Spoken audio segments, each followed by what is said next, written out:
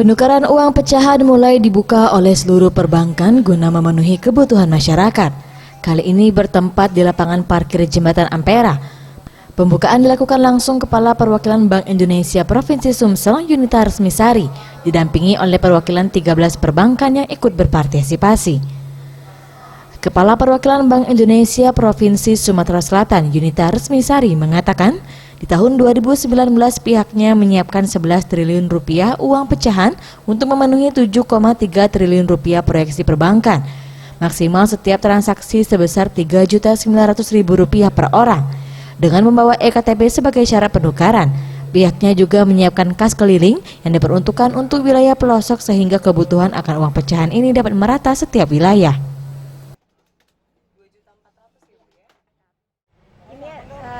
Kegiatan kas keliling bersama ini kita namakan demikian, diikuti oleh 13 bank, baik bank himbara, yaitu dari bank-bank pemerintah maupun bank swasta nasional, ada bank konvensional maupun bank syariah.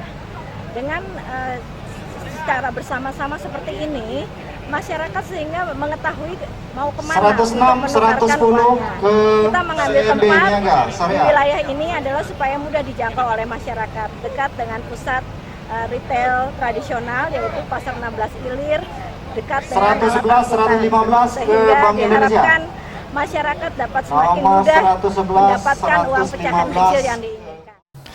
Sementara itu, salah satu warga Bukit Kecil, Armiati, mengaku sengaja melakukan penukaran uang pecahan untuk THR anak cucunya yang rutin dilakukannya setiap tahun.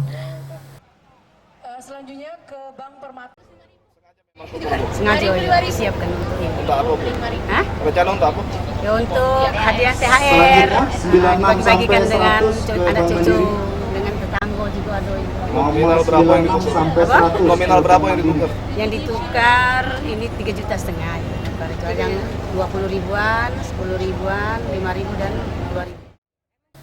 Selama penukaran, pihak perbankan menjamin keamanan masyarakat yang datang dengan menyiapkan personil keamanan di sekitar tempat penukaran.